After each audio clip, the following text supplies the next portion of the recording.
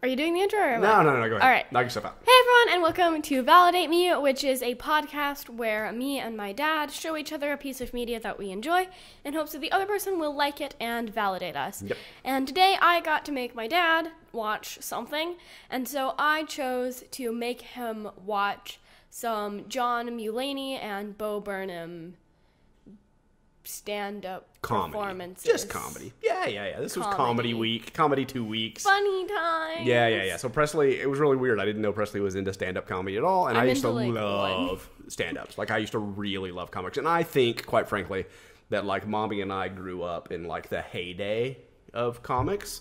But like, there was a little bit before us. There was some really awesome, Richard Pryor and George Carlin, and like we're at their peak kind of coming into stuff. And so we caught the tail end of Pryor and Carlin, but we got like Eddie Murphy and then into Chris Rock and Dave Chappelle and Stephen Wright and like these really amazing comedians that I loved. Like I really loved comedy. I don't know why. And it used to be a thing that like, you would sneak because they were all dirty. They were all working blue. But yeah, like you used to sneak and listen to like, Eddie Murphy late at night on HBO. You'd have to keep the volume down real low so your parents wouldn't hear you listening to Eddie Murphy because it was pretty funny. Sneaky. So yeah, I thought it was really cool that you were into any kind of comedy. And I did not have any idea who these guys were when you mentioned them. I had never heard of them. And so we watched... I made you listen to one of his bits before. Well, so we watched Mulaney together. Yes, one of his New Kid in Town. Yeah. We watched that together, and then I watched his second show by myself, and then you put together a playlist. We'll put a link to the playlist so that you guys can watch. He was totally just supposed to watch the playlest, but he didn't. He watched the whole thing. Oh, I went beyond. Yeah. I love comedy, so I did the whole thing. So we're kind of going to talk about the whole thing. So let's, it's your week, so you kick us off. What do you want to talk about? Okay, so I guess we're going to start with John Mulaney. Is that how your notes are? Yeah, my notes are like 90% John Mulaney, but okay, yeah, but they do start with John Mulaney as well. Yeah. All right, John Mulaney. So John Mulaney is the iconic funny man of our generation. Is that true? Yeah, okay. He's the funny man. Yeah, the one and only. Because he's also like 30, right? Yeah, like he's a millennial. That's a millennial. He is a millennial. I'll give you that. But you're not a millennial. I'm Gen Z, boy. Yeah, you're a Minecrafter. He's the funny man. I approve of a lot of his humor. Mm-hmm. He's very, very funny. He is one of the only people that I have fallen down laughing about. He's real funny. He's very, like, very I totally, funny. like, having listened to him, I totally agree. And I thought, like, I gotta admit, like, because of your generation and your, let's say, sensibilities, I expected him to be a little more, milquetoasty than he turned out to be. Is milquetoast a real thing? I assume so. I don't know. It's a word that means something. It means like bland, right? And so like I thought, it's going to be like totally not offensive and like observational humor that may be kind of funny, but it's going to be super like PC because comedy, like a lot of times comedy is not very PC. Like all of those people that I named and like Sarah Silverman and like all of these people that I sort of love as comedians are really offensive in a lot of ways. But they're the best ones are using it. Like they're playing off of it to point stuff out and make social commentary, even though it's offensive the way they're doing it. And John Mulaney was very similar. Yes. Like he was more offensive than I expected him to be. I would like to point out it is Mulaney, but I said Mulaney. Okay. So I'm going to probably say Mulaney accidentally throughout this entire podcast. John Mulaney. John it's Mulaney. M-U-L, right? Yes. Yeah. As a matter of fact, here's one of my quotes that I brought. Yeah, this is going to get playfully anti-Semitic, so just allow it to go there. Right? So when we hit that line, I was like, oh, okay, well, maybe I will enjoy this. Excuse me? Because he was talking about his wife, like his Jewish wife, right? Girlfriend at the time. Wasn't his girlfriend at the time, yeah. And so anytime, a comedian says that his bit's about to get kind of playfully anti-Semitic. It's going to be a great time. I was like, this might not be as milquetoast as I thought it was going to be. Right. But the thing is, and the point is that he's not being hateful. He's making fun of himself for being doing these kinds of things. Yeah, so Sarah Silverman does this bit that I think is super funny. I think I've heard of her. Yeah, you probably have. I've probably shown you some more stuff. But she does a thing that's similar to what you're talking about, like one of her bits. And she does a lot of really offensive material. But she will say, like, okay, we'll say Jews here just because we've already opened the anti-Semitic door. And I don't want to open any other doors. I'm so sorry. So she'll be like, yeah, I love the Jews, right? Or she will use some racial slur, like I love the blah blah blah, right? Yeah. And then she'll be like, I get a bunch of crap and people writing articles and stuff about me being racist and stuff, and then I'll say, oh yeah, well I love the Jews, and then they'll be like, oh, you're anti-Semitic and you're doing this kind of stuff, and she's like, yeah, but how can it be racist if I love them? Which I think is a really funny bit, right? Because she's still playing off the stereotypes and things like that, but she's saying she loves these stereotypes about this racial group, and then when she gets called out, she's like, but how can it be racist when I love them? It's a funny bit that she does. True. And he plays kind of that same little vein thing. So I thought it was more edgy. And, what did you expect? We're a bunch of emo teenagers who never went out of our phase. Right, but you also, like, everybody is problematic to the Minecraft generation. And so not to us, that's more a millennial thing. Yeah. But I thought, like, overall, like, we'll get into some of the specific bits and play some sound bites and stuff, but overall, I have to say, I was super impressed with his comedy because he does a thing that I really love. It's one of my favorite things that a comedian can do. Mm-hmm. His bits are extremely well crafted, right? They are so well crafted. It's like what we talk about with acting. Like, he's making a lot of choices about his delivery and his word choice, his facial and like expressions. his facial expressions, but it's natural. Like, he worked really hard to make it look like he just walked out on stage and is just talking. Yeah. Like, his bits feel like it's just like it's the first time he's ever said that thing. Right. And it's totally not. Like, you can go watch him, like, on The Tonight Show and whatever other late night TV that he does, or other stand-up bits and stuff, and he will do the same jokes, and he will do them exactly the same way, in a way that you can see how rehearsed, but it feels super relaxed and natural, like he didn't even mean to do it. He's very talented. One of my favorite examples of that is one of these one from Comeback Kid, one of the first things that I grabbed a soundbite from, when he, oh, not Comeback Kid, this is from New Kid in Town. Yeah. When he was... He was talking. Well, he started making fun of Home Alone, and then he's like, "Yeah, maybe it's kind of weird that I'm making fun of a 17-year-old movie, but I wasn't a comedian 17 years ago, and so I have to talk about it now." And so he's like, "I wish I had been a comedian at the time because I would have been on Def Jam and I would have tore it apart." Which is super. Do you know what Def Jam is? Nope. Do you even know? Yeah. So this is ironic that we went and saw Black Panther yesterday, because Def Jam was like the African American comedy thing. Oh, okay. And so it was like stand up, and it was just these really like hardcore, edgy black comedians that were doing like black comedy, and it was on HBO, and it was like a big thing, right? Mm-hmm. And the way like he switched into character kind of, and was like prowling the stage, and it was very much like watching a Def Jam comic. But he did this was one of his bits when he was talking about Home Alone 2, Lost in New York, because he was saying, how can you get lost, because it's a grid system. So he did this. Where you at? 24th and 5th? Where you want to go? 35th and 6th? Like that, the numbers that he used, the streets and how many up and how many over, like he had to memorize that. Yeah. Like he's not doing that math in his head right there. And I guarantee you every time he says it, he uses the same streets and the same distance. But it sounds like he's just throwing it out there like a really fast thing. And I bet that he sat down and he had a conversation with his Jewish girlfriend and whoever would listen to him about which is funnier, 8th Street or 11th Street?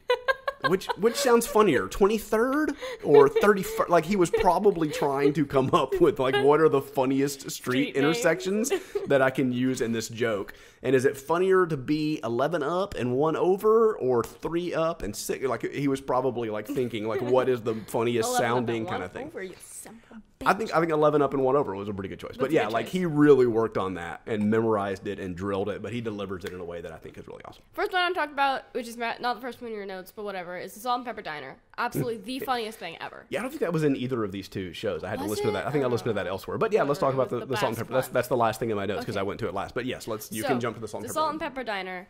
I can mouth the words to this while hearing it. Mm-hmm. I don't think I could recite the entire thing. Well, let's not recite the entire thing, but you can give the gist of it, just like super high level gist. So he's at this diner with his friend John, who's a different John. It's not the same person. So he's at the diner with his best friend John, and there's a jukebox in the diner, And so they walk up to the jukebox and they play 17 What's New Pussycats, and people get really, really, really pissed.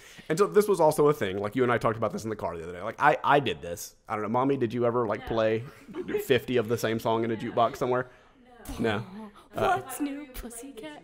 Yeah, okay, so we certainly had jukebox places I went, and like bowling alleys had jukeboxes, and there were some diners we went to, and even like there used to be places you would go sit, and at your table you had your own little jukebox. And it didn't play just for your table, it played for the whole place, but you had your own, you remember those little... Yeah, like something Sonic-like probably had those. But you had at your table, you had your own little interface with the jukebox. And you would put your coins in and you would play. And that way nobody knew what was going on. Because like if it's the Grease jukebox, like in the diner in Grease. People see you walk up. Yeah, they see who walked up and put the money in and played the things. And then the music starts playing and you know who played it. But if you're doing it at your table, they don't even know. But most of the time you don't even care if people know. So I did it both ways. Okay. But we would go places and play the same song like 30 times. Yeah. So he plays 17 What's New Pussycat. Yes.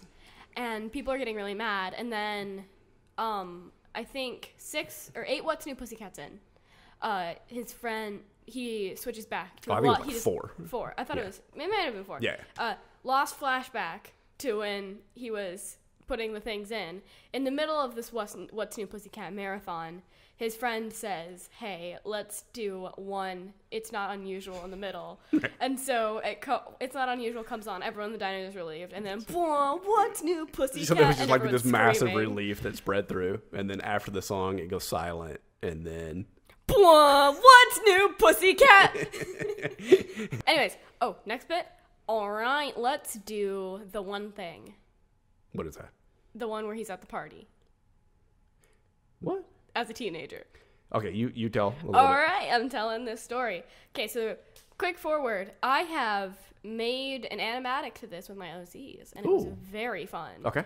And it was arguably the drawings are terrible because I cranked it out in like 30 minutes. Yeah. But it was very fun, and it's one of my favorite things I've ever made. Anyways, so John Mulaney, as I almost said a child. He's not a child. He's a teen, which is the same thing, but whatever. Yeah.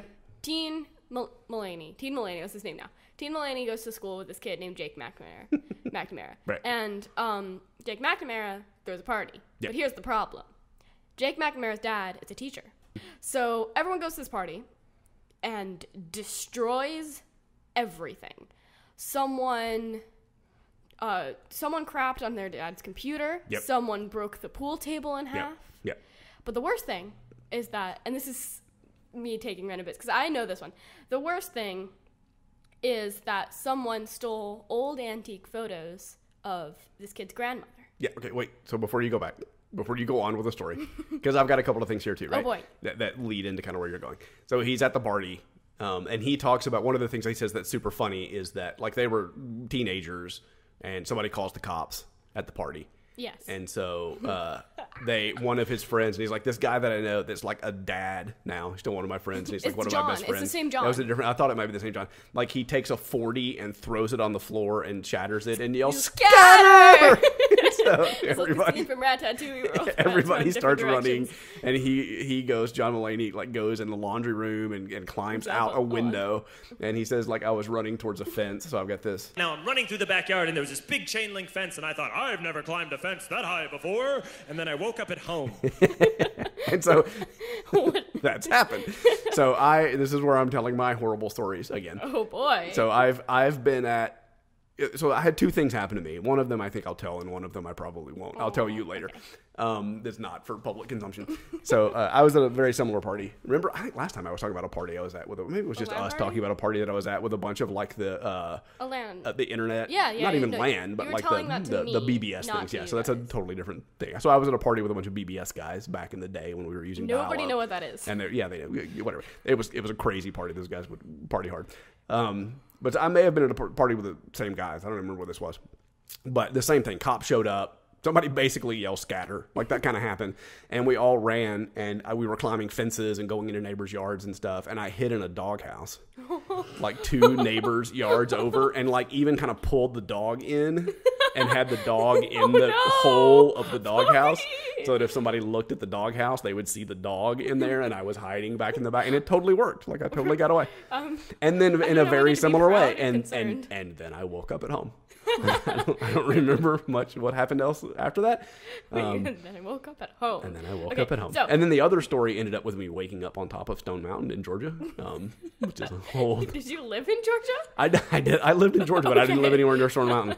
I was like so worried there for a second. Yeah, that was another party. Okay. But yeah, so this was the thing. So he woke up at like all this was going on, and then he woke up at home, and then he talks to John. No, not John. He talks to the guy that had the party, Jake McNamara, and finds out that these pictures were stolen. So Jake McNamara is like, "Were you at my party the other day?" And he says, and I said, "No, like a liar." That's a really great delivery too. Like that's a super solid delivery. And now all the time I'll say, "No," she said lyingly, like a liar. Like a liar. And he was. Yeah, but then his friend is like, "Hey, somebody stole my grandparents' pictures," and he said, and then I had a thought that only blackout drunks and Steve Urkel can have. Did I do that? Yes, and I know who Steve Urkel is. Yay! Kind of. Because there's also a super funny bit. I don't remember which comedian used to do it, but he's like like, "Oh my God, you'll never believe what you did last night." Like, is never followed by a good story. Like that never. What I've never heard in my life is, remember that time we got really wasted and painted that orphanage? Like, it's never a good thing that's going to come after. You'll never believe what you did last night. Never a good thing. Never a good thing. Okay. Yeah. So he goes. So now it's 2 years later. Yeah. And then everyone in the crowd goes, "Whoa!" And he goes, "Relax." Anyway, that's the good part too. And then so it's 2 years later. He's hanging out with this kid named Alex, which I somehow still remember. Mm-hmm. So he's hanging out with this kid named Alex, and then Alex says, "Hey, I want to show you something." And so they go into Alex's bedroom, and then a side room off of Alex's bedroom, which John Mulaney says is never a good thing to have. So they go into the side room, and it's covered wall to wall in old antique photos from different people's parties over the years. And John Mulaney says, "Why? Why do you do this?" And then he turns to him and says, "Because it's the one thing you can't replace." And that part was almost all word for word. Right. And I like after that sentence, basically, John Mulaney is like, and that's the end of that story. But like, how screwed up is that, right?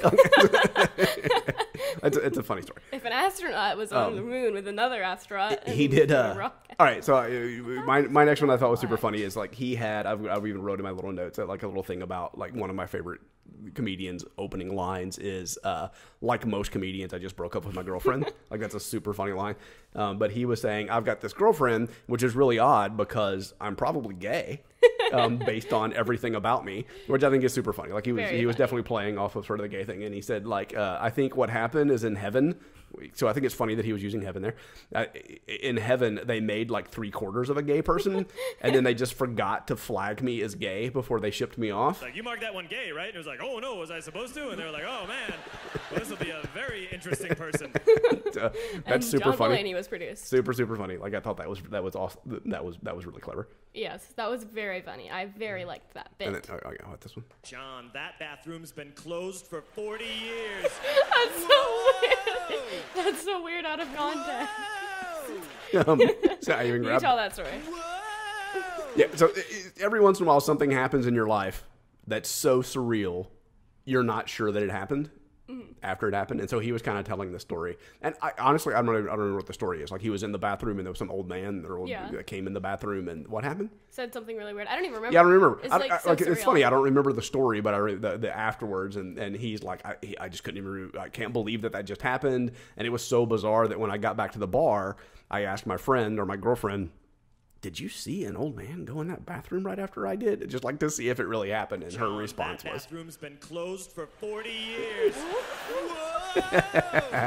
Which is like the punchline for all the horror stories that we used to tell as kids. Which again, like the delivery is super funny. That's so good. Yeah, every once in a while, like something you'll run into somebody and something really strange will happen, and you'll just be like, "Did that just happen? Like, did I black out for a second and dream that?" How about this one? You can't be like, "Hey, would you help me out? I'm very gay. I'd like a few dollars." I say that all the time. Okay, so first of all, I have quite a few friends that do commissions, and over half of them have that as their commission. Have that as their PayPal link and coffee link. Yeah, so this is about like a homeless guy that came up to him and. Do you have the bit?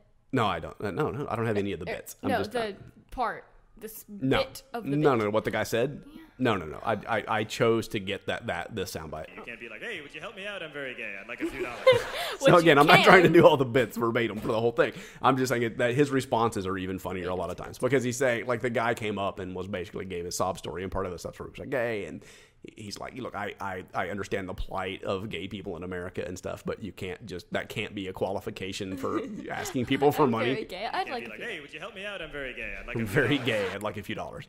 Me. That's so relatable. That is how I ask for money. So that was super fun. Okay, and what was his 3 things? I'm new in town. So he goes, okay. So he walks up to John Mulaney and he pushes him, and he says, "I'm homeless. I'm gay. I have AIDS." And I'm new in town. Oh, I thought there were like 4 things. Those or were 3 the 4 things. things. Oh, there were 3 things. So, yeah. So he says, no, because it's homeless, gay, I have AIDS, and I'm new in town.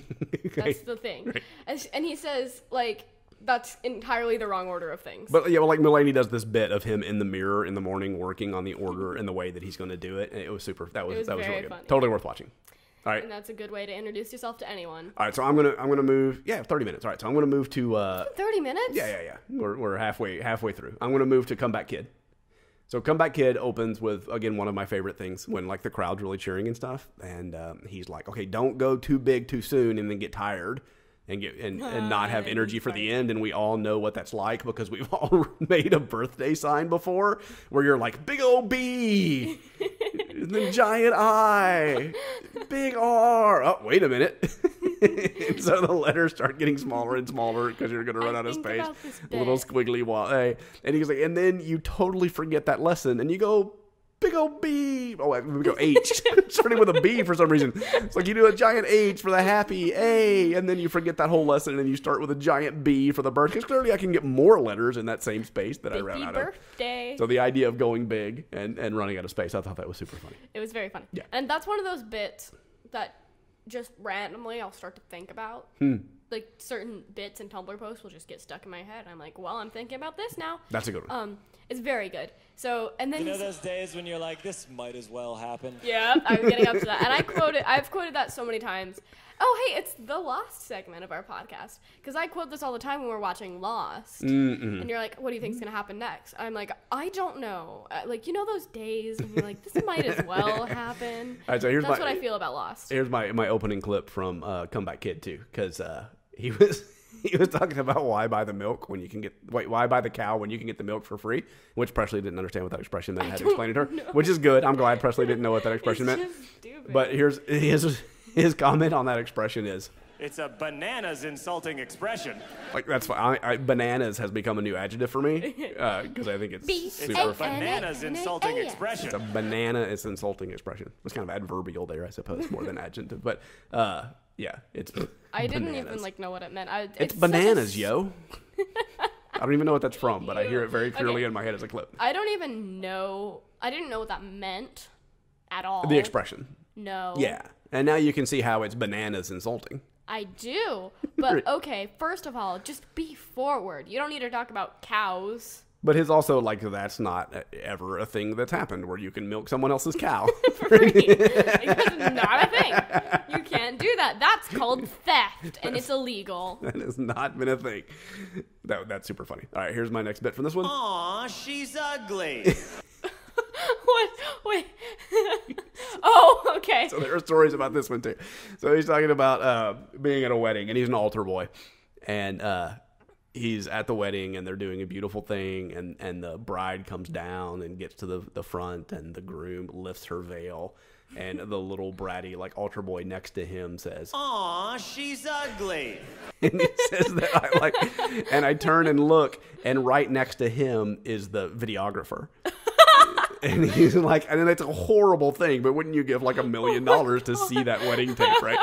Because he's gonna have this moment where they're watching, and the bride comes down, and the organ swells, and he presents her to God and everybody, and then he said, like, Cheeto fingered rat mustached little punk says, Aw, she's ugly. and he said, so the reason I love this too is he said, like, I hope that the videographer has like some audio skills, and so he can dub it. where they're like, oh, she's beautiful. And can sort of like dub in and loop in the audio, do like some ADR and loop in the audio at the end of replacing what he said. So I thought that was a super funny bit. That's a good bit. And so mommy used to do weddings. So mommy had a full on video production business, right? So she did the sign language DVDs. Yes. But in addition to that, like before people, like it's not that long ago that you couldn't shoot your own. That there wasn't like consumer, like really easy stuff to go shoot video of your wedding, right? And so mommy and her business partner put together a business and did videography. And so they would go to weddings, and we even bought, like a long time ago, we bought lav mics, like before anybody had a lav mic. We had like this $3,500 camera that's kind of crap by today's standards. And so you would mic up the bride and the groom, or one of them maybe, so that you could kind of pick stuff up. And you could, apparently. But like as soon as, and they talked about when you did your speech in Seattle the other day, they talked about like as soon as they put that mic on you, people can hear what you're saying. And he's like, I promise I'm going to turn your mic off and it's going to be down until you walk out on stage. I'm not going to listen to it. But like they tell you stuff to make you sure, but you can totally be listening to everything they're saying. And when I was the sound guy, like on that Grease production I did, when I was doing the sound what interesting things the thing, like I could hear all the people backstage talking. And so I would be listening on my headphones to what was going on backstage rather than like paying attention to what was happening on stage sometimes. Because there's always drama. Like, can you imagine theater kids and drama? No. Whoa. Say it's not no, so. Absolutely. But there was always crazy stuff going on that I was trying to listen to off of my little booth. But in weddings, you could totally hear. And then the other thing you could hear, in addition to like somebody being not backstage, I guess at a wedding, but back like before they come out, you can hear them having conversations and stuff. But then a lot of the best stuff was just like at the altar, the bride and the groom are kind of talking to each other, and like nobody else can hear what's going on, but you've got a microphone on him, and so you can totally hear them like whispering to each other. And what were they saying? I'm not breaking anyone's confidence. Oh. But so at if you watch I'll throw this out there now. If you watch our wedding tape, we got married in Hawaii, and so we'll put a clip. Mom, you'll put a clip. No, no clips. So if you watch, we have we'll put it up on YouTube sooner or later. So we had a Hawaiian, like a traditional Hawaiian marriage-ish thing. It was kind of a combination, right? Yeah. But one of the things was we drank from coconut. We drank coconut water, right? Ooh, and so the priest or whatever his role was, like he had to whack the top off of a coconut, and then you pour a little bit out for like future generations, and then I take a drink, and then mommy takes a drink, and then she pours a little bit out for the past, or maybe I pour it out for the past, and then me, and then mommy, and then the future. Yeah. And so My there's an old water. like Mommy. Boys in the Hood kind of, when all those movies were coming out. There was this whole thing with these guys when they were like popping their 40s and about to drink their 40s. Before they would drink it, they would pour a little bit out and be like, okay, one for my homies. Because it was like the people that had died in the gang battles, right? Okay, one for my homies. And so we knew this was going to happen. And so I had told mommy, like going into the wedding, I'm like, you have to say one for my homies. You have to say one for my homies before you pour out the water, right? And so I poured mine out and I took a sip and I gave it to mommy and she took a sip. And then you can hear me going, say it. Say it. Say it. And she goes, one for my homies. And like, she totally did it, but it was like the most disgruntled one for my homies you'll ever hear in your life. But she, to her credit, she totally did it and said one for her homies when she poured out the coconut water. All right, so the next quote, let's see if you know this one. Hello? Hush! That's a good part. So this is him being a temp.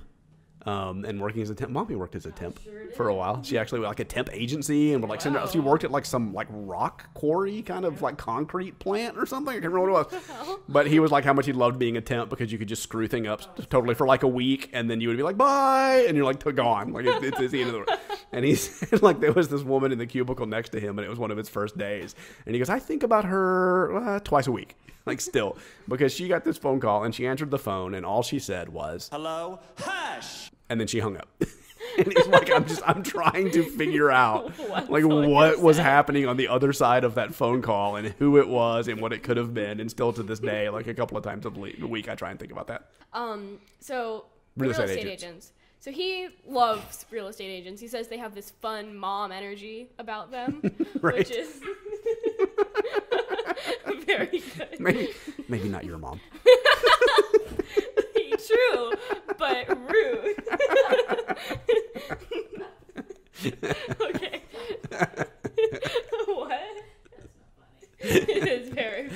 Okay, go ahead. Okay. Anyways, so they have a fun mom energy, and he likes real estate agents. And with their real estate agent, they would do these little. And I remember this happening from sort of watching you guys interact with this real estate agent. Ours. Yeah. Brandon? Yeah.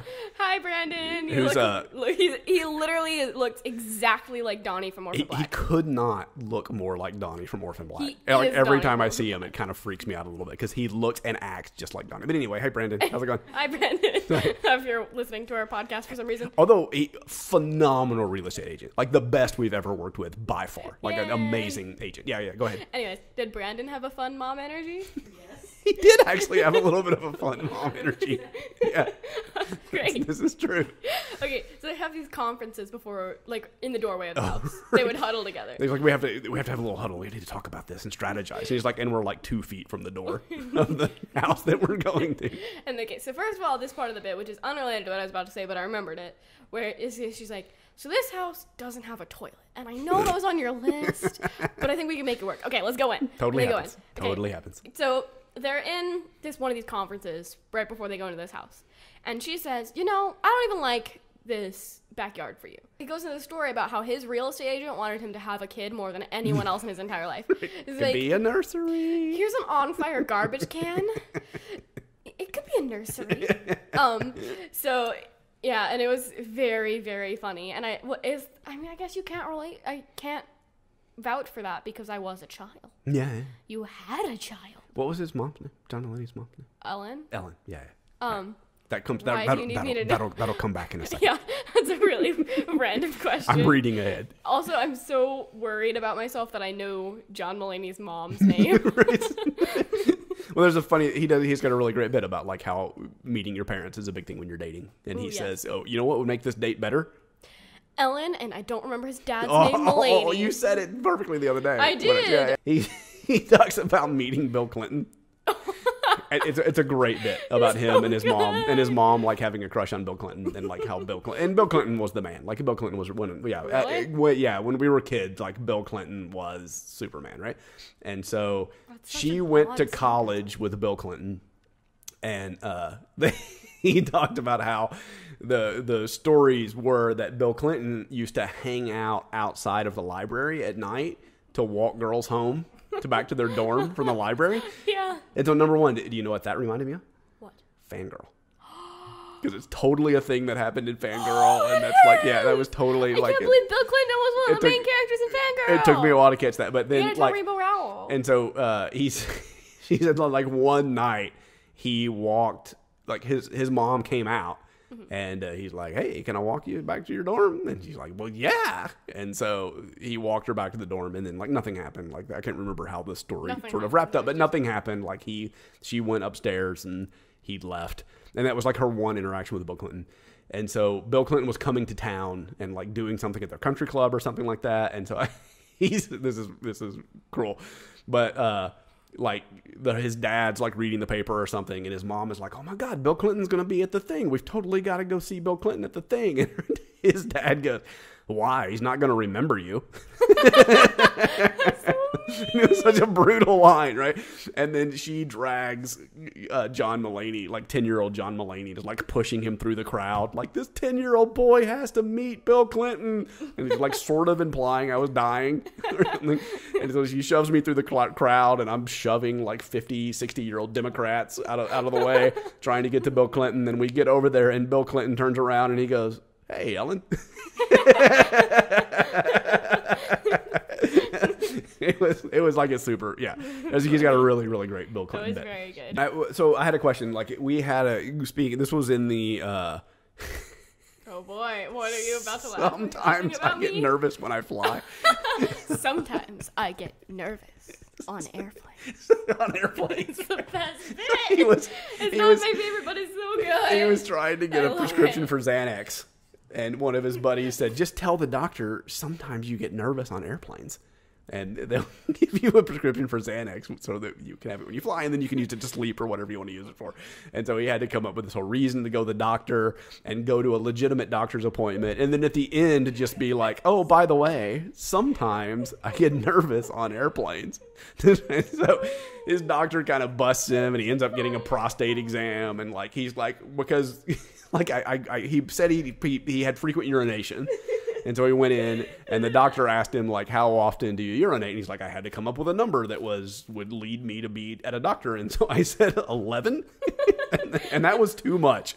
So the doctor's like, you pee 11 times a day? And so he ended up, like, all this was going on. And then in the end, he's like, sometimes I get nervous on airplanes. And Batman says, yeah, so Batman. This is the Batman thing. So what was it you and I were talking about the other day when you said, like Batman? And I was like, no, not at all like Batman. And you're like, no, like the Batman in the bit, the John Mulaney bit. Yeah. Do you remember what that conversation was? Okay, so you're having a conversation. I don't remember what about, but we were driving to ukulele class. Yeah, maybe it was like your hyper energy. Maybe. I was saying like you need to be a little toned down instead of super hyper. Like, and you were doing sort of an example, which was like, yeah, what's up? Let's go and do stuff. I was like Batman. I was like, no, Batman's not like that at all. What are you talking about? Have you seen Batman? Like, no, Batman. She's like, no, Batman, the PA or whatever he was, the nurse in the John Mulaney thing, because he had like a little Batman sticker on his stethoscope, and he was always moving around a little too much. He making a bunch of jokes about how much he hated work. He hated work. All of his jokes were about dissing work, which is not what you want to hear out of a healthcare professional. Okay. Anyways. Super funny. So yeah, it was very funny. And then he says, and like, he's like, his doctor says, we're gonna have to examine your prostate. Something might be wrong with it. And he said, and he's like, I can't do anything about this. And this is, by the way, you have a clip. Yeah, he's like, I can't say, no, that's okay. I was lying. To get drugs. You know, to get drugs. You know, like a crime. He can't say. So I said, you know those days when you're like, this might as well happen. Okay, so let's switch over and talk about Bo Burnham a little bit. Whoa, Bo Burnham. That was part of this too. We don't have a lot of Bo Burnham time. Sorry, Bo Burnham. I love you. This is Bo Burnham. I didn't know it was Bo Burnham, but I knew Bo Burnham from Repeat Stuff. Because Repeat Stuff was in an AMV. That's one of my favorite AMVs, which is an anime music video. If you don't know, like an anime. Technically. Well, anime for me. Because at anime cons, they have AMV contest, which is anime. They have AMV Iron Shelf at NDK? Yeah, but that's anime music videos. Yes. And so they take clips from anime and edit them together in really creative ways to make these really cool music videos. And there's one for Repeat Stuff that we will put a link to in the description so you can watch that. And then I'm just going to put the Labyrinth because that's my favorite one. I think it's the most brilliant, one of the best edited things I've ever seen. You know what? We should also put there, since we're talking about AMVs. What? Dayman. Oh, okay. Yeah. So there's the Dayman song from Always Sunny in Philadelphia. Somebody made a dubstep of that. And then they made an AMV. And then someone made an AMV of the dubstep that again is just really, and we actually know the guy that made the AMV of that. I know nothing about Madoka and they Magica, make him play it every time. So funny. But that one's super funny. So anyway, there's a really great, if you want to watch Repeat Stuff, then go watch the AMV. Because then like I saw him do it and it didn't, I think the AMV's funnier than him doing it like on stage for some reason. And the original video, I think the AMV's funnier to me. Even though it's the same words and the same song and stuff, I just think the video of it's super funny. Yeah. Yeah. So he is a musical comedian. Indeed. And I made Presley watch Flight of the Conchords today. Yes, that's very funny. Yeah, they're super funny. Okay, so bits, I'm going to talk about them super speedy, which I guess means not me condensing my words in any way. It just means me talking fast. Okay, we just kind of did Repeat Stuff. Repeat Stuff, funny. It's about pop, and most of the song is just Repeat Stuff, and it's very good. It's the chorus of it is that you have to know all the words after just one listen or something like that. Yeah. So repeat stuff, repeat stuff, repeat stuff, repeat stuff, repeat stuff. And this is stuff. one of Mommy's biggest gripes about pop music. Mommy talks all the time about how they just repeat stuff over and over again. It's just based off the chorus, Mom. So they repeat stuff. So repeat stuff, super bit. Yeah, I'm going to gripe about Mom really fast, which is a normal thing for me to say all the time. Bag on Mom podcast. Okay. So she says that all the time, and I don't know how to explain to her this, but modern music is based off of the chorus, while older music was based off of the bridge. The guitar solo. Yeah. So that's why. Yeah, okay. All right. Anyways, so what's the other one? So the other ones I want to talk about really fast is Lower Your Expectations, which has a really good Doki Doki Literature Club animatic. So full circle, woohoo. Nice. You gotta lower your expectations. You got stuck in my head away. It's good. So I like that song. Do you remember it at all? No. Okay, well, we're not going to talk about it then because you don't remember it. I don't remember it's that. funny. And then Left Brain, Right Brain. Left Brain, Right Brain, I remember. Favorite one. That's a really good I one. love this one. Okay, so I'm going to quickly say that, and this makes no sense, but I almost cried during this song. Really? Yeah. Oh, interesting. And it's not because it's a sad song in any way, shape, or form. Right. Like, even that one really intense bit, I Yeah. was, like, fine. Yeah. But then at the end, where they had to fuse back into the brain, I started, like, sobbing. I'm like, I want them to stay apart forever. It was a little squip, like, right? There's definitely a little bit more chill kind of thrown in the... Clip. I know no clips. You don't have these from Japan? Oh. Give me that. No, I don't have it on I don't have it on this board. Yeah, so I think that I don't like to do the music clips because I'm afraid it's going to get tagged. Even though we're like totally fair use and cool, but we have to fight it and stuff. So I don't like to do music clips. Anyways, but that's really cool, and that's a great performance from him. He is a performance guy. Like if you're I would not recommend listening to Bo Burnham. No. Just as like a record. Listen. Go to your local record store and pick up the latest Bo Burnham record and check it out and let me know what you think. Yeah. Who are you? I didn't even listen to record. If you, I wouldn't just listen to him. I think seeing him perform is one of the most important parts. It's very so watch the YouTube videos. Again, the And playlist. The playlist has a bunch of stuff from him on there. So this one's really, really talented. I love this one. There's a bunch of really good animatics of it out there. There's one of my favorite. Cool. They did a lesbian cover TM of it. Not Bo Burnham, obviously. Someone else did. Yeah. And it's very good. I listened to the Wait, song they with changed the lyrics, or they just did an animatic? They that made changed it? the lyrics. Oh, interesting. Okay. It was very good. Okay. There's a couple lyrics which I can't mention on the podcast. So it's also a which they little changed. like Sander Sides, right? Yeah, it's got it's a very little Sander Sides vibe. It's got there's a lot of stuff that you love. Hey, Fanders, there's not a logicality animatic for this, and I'm so mad about it. Go do that right now. I swear to God. Okay. Anyways, I very like this. I like it a lot. One of the lyrics they change is, I'm just going to talk about this cover because I love this cover so much, so one of the lyrics in the original song is, our evolutionary purpose is to repopulate, so let's gather data and see if she's a possible mate. And then the lesbian cover says, our evolutionary purpose is to repopulate, but since we can't do that, let's see if she wants to go on a date. I like that lyric very well. No, great. I like it very well. English is hard. Totally worth checking out. Valid cover. Yep. Valid song. This song is fantastic. I love it. I really want to make an animatic to this one as well. Again, do the performances. If you're going to watch him, watch the YouTube video so you can see him perform it. He does this really cool thing where he has... not strobe lights. The things that they use to make strobe lights. Yeah, Are they he does strobe lights and strobe lights I associate with like boom, boom, boom. But no. So these lights and it's cool lighting effects and sounds. And they have and blue stuff. for blue for the left brain like spotlights and red kind for of the things, right brain, and they yeah. spotlight on him depending on which one he's acting. And the lighting is really, and he changes his voice a little bit for each thing, and it's just so talented. I love this song. Yep. And then he opens his thing. He opens his performance with "Straight White Male," which is one of my favorite things that he does. That's good. Because he opens it by singing about, like, I'm a straight white male, and everyone laughs at me when I say I have problems, and he lists these sometimes... I get nervous on airplanes. Sometimes I get nervous on airplanes. Sometimes I'll get an email that's spam, and I won't get flagged as spam. And it's just hilarious. Right. And I love it so much. Yep. That's a good one, too. It's a good song to check your privilege. So same kind of thing. Like, he's super funny. Like, I think Bo Burnham is... He's an experience to be had, not a thing to be talked about.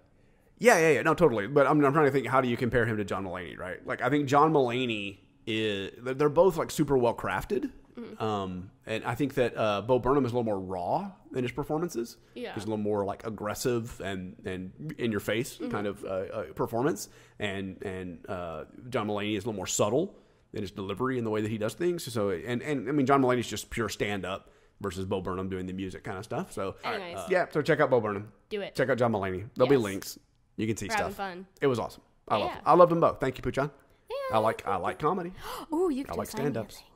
So, time for me to do my assignment. And I've been thinking, trying to where I want to go. I've got a list, right? There's a list of things that I want to do. I was planning on staying in the musical vein and giving you another, like, musical performance, like a Broadway-ish kind of musical thing.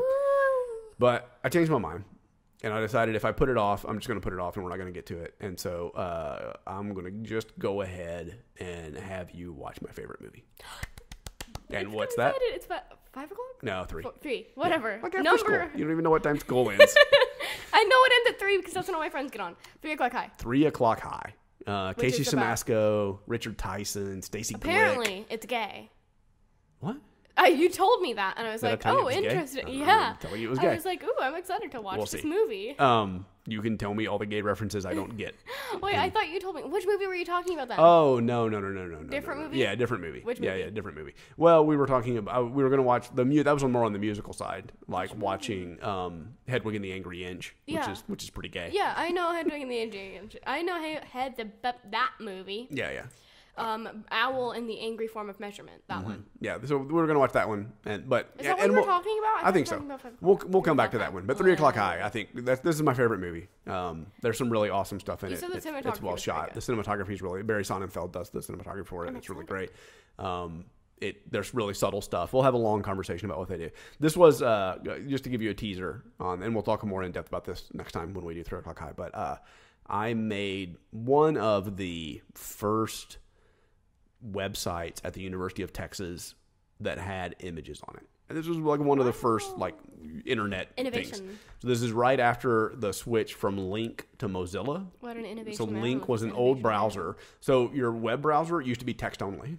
So you would go to websites and all of the websites would be text only.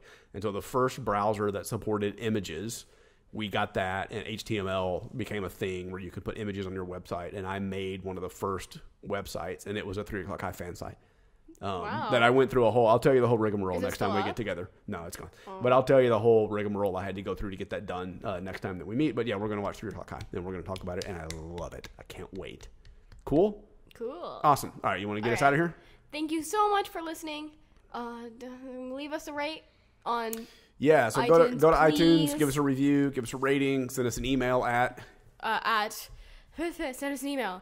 ValidateMePodcast at gmail.com. I keep wanting to plug or at ValidateMeCast. Wait. Yeah, at ValidateMeCast on Twitter. Yes. I keep wanting to plug first time show stuff here because that's just what I hear that so often. Yeah, ValidateMePodcast at gmail.com or ValidateMeCast on Twitter. If you wanted to tweet or email first time show with your thoughts about this show. Yeah. If you very well wanted to, you could do that. We're not stopping you. Yeah, and then Falzone in the Mood. You could just forward it over to us.